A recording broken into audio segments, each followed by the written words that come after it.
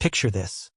The Duchess of Sussex, Meghan Markle, lying on her sickbed, finally breaking the silence she has carried for years. The cameras aren't rolling. The carefully crafted PR statements are nowhere to be seen. And the weight of secrets she's kept hidden is suddenly too much to bear. And then, like a thunderclap across the quiet halls of royal gossip, she admits the unthinkable. She never actually gave birth to Archie Harrison or Lilibet Diana. But before we continue, please subscribe, like, and turn on the notification bell for more updates. Yes, you read that right. According to Meghan herself, both children were born through surrogates. And those picture-perfect pregnancy photos we all saw splashed across glossy magazines? The rounded belly cradled during royal tours? The stylish maternity outfits designed to capture the public's imagination? They were all part of an illusion, created with carefully fitted prosthetic bumps to convince the world that she was carrying those babies herself. Now, if you're already feeling the urge to sit back, rub your temples and whisper, "Wait, what?" You're not alone.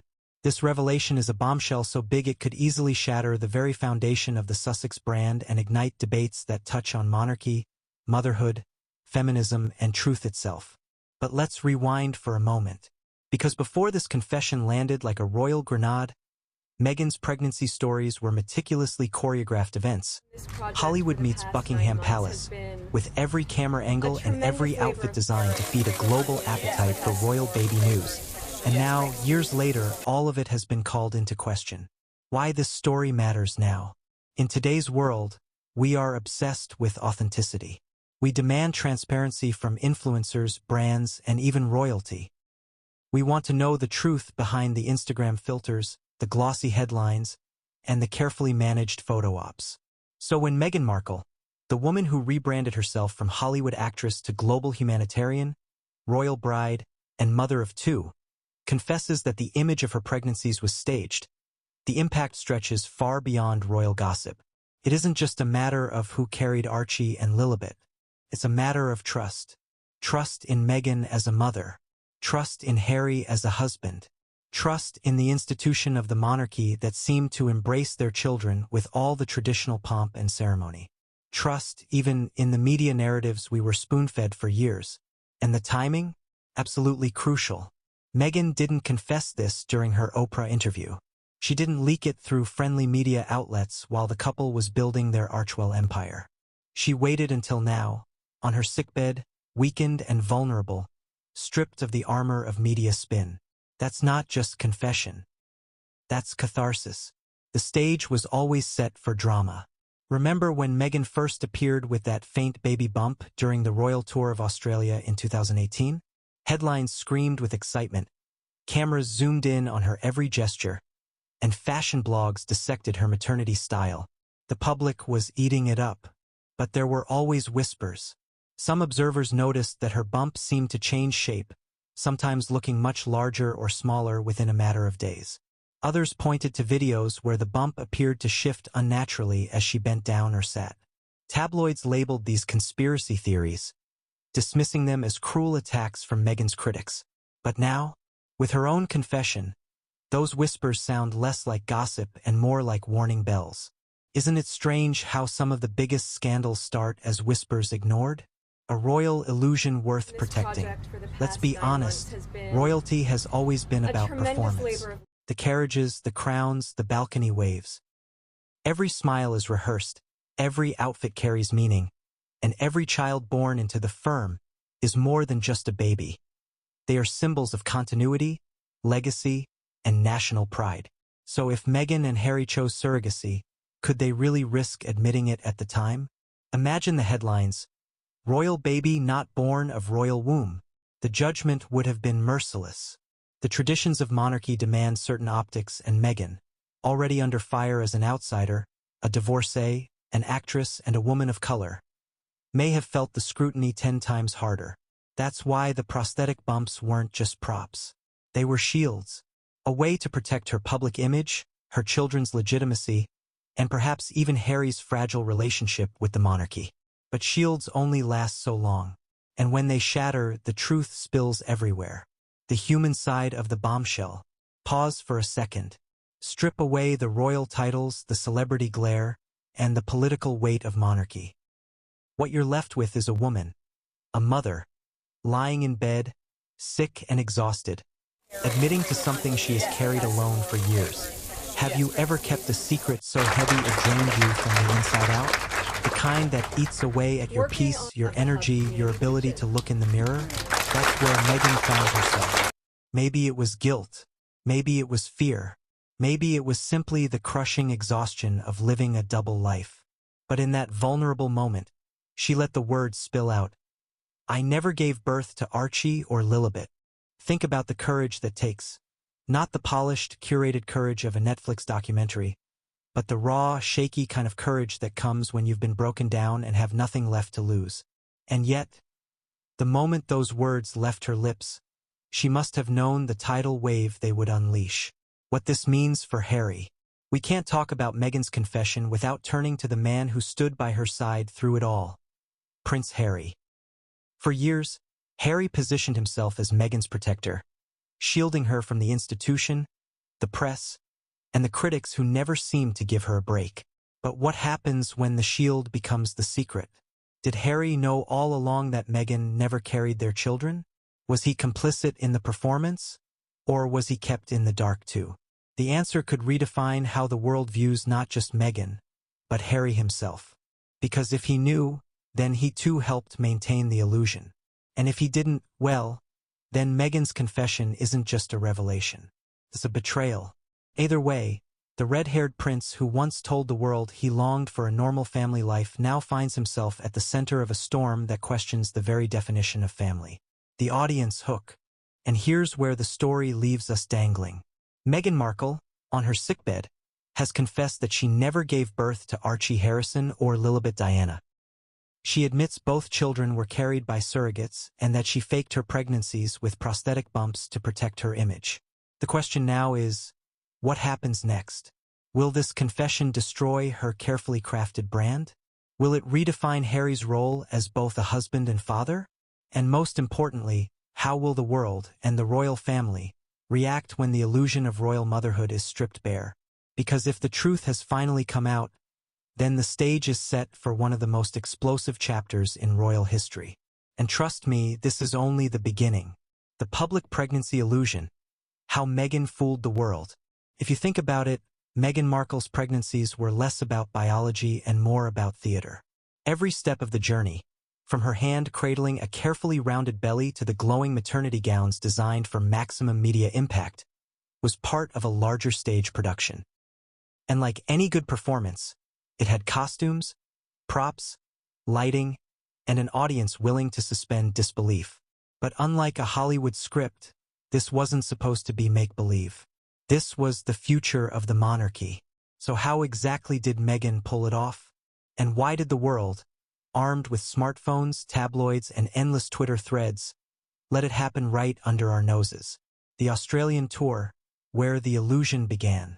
Let's rewind to October 2018, when Meghan and Harry announced her pregnancy just before embarking on a royal tour of Australia, Fiji, Tonga, and New Zealand. The timing was perfect. Suddenly, every outfit Meghan wore became a headline. The press gushed over her pregnancy glow. The public swooned as she walked barefoot on Bondi Beach, her hands cradling a perfectly round bump. Designers scrambled to promote maternity wear inspired by the Duchess. But eagle-eyed observers noticed something peculiar. Some photos showed her bump appearing far smaller or larger within a span of days. Others captured strange angles where the belly seemed oddly firm, almost too rounded, like a balloon rather than a growing baby. One video even showed the bump shifting unnaturally as Meghan bent down to greet children. Was it just camera trickery? A trick of the light? Or the first signs of a performance? The ever-present belly cradle. One of Meghan's most consistent gestures during her pregnancies was the belly cradle. Wherever she went, her hands were glued to her stomach. Walking, sitting, standing, waving, always with one or both hands protectively cupping her midsection. At first, it seemed endearing. What a loving mother, people said. She's cherishing the miracle of life. But over time, critics grew suspicious. Was the constant hand placement meant to draw attention to the bump? To remind photographers where to point their lenses?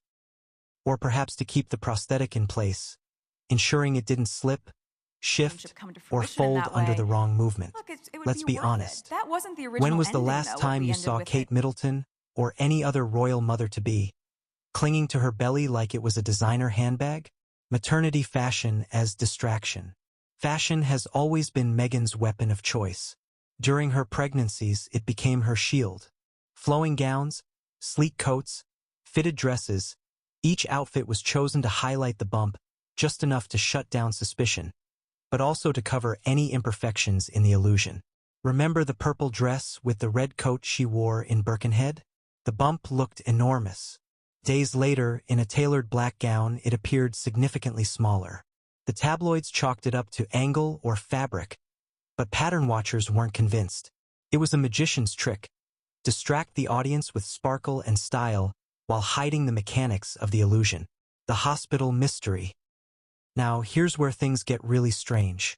When Kate Middleton gave birth to her 3 children, the world saw the ritual.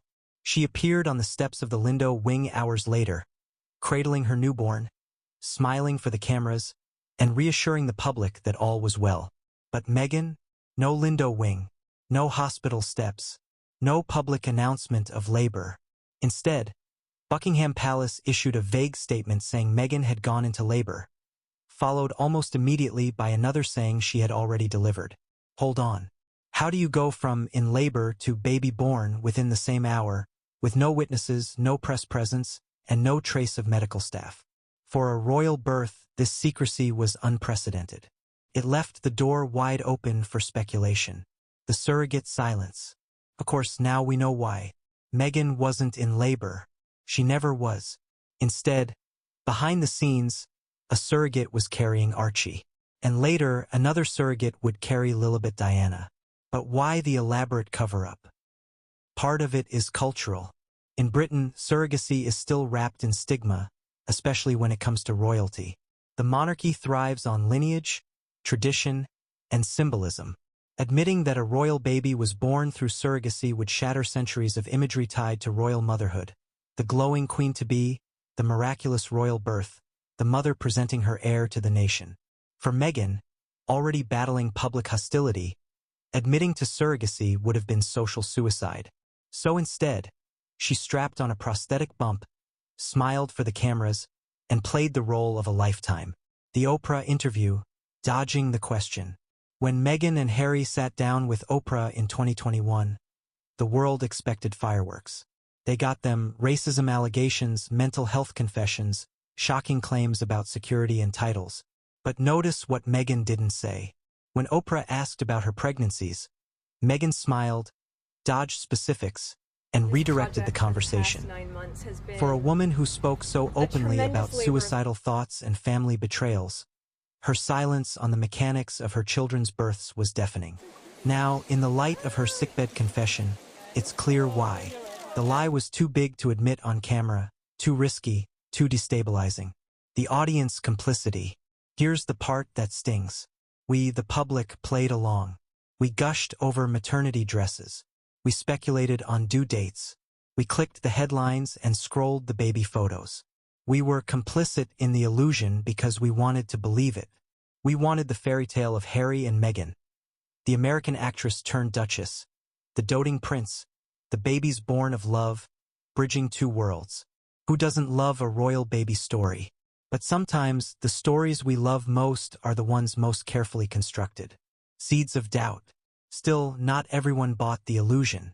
Online forums and gossip blogs lit up with moon bump theories. Analysts posted slowed-down videos of Meghan's bump folding unnaturally as she crouched. Side-by-side comparisons showed dramatic changes in bump size.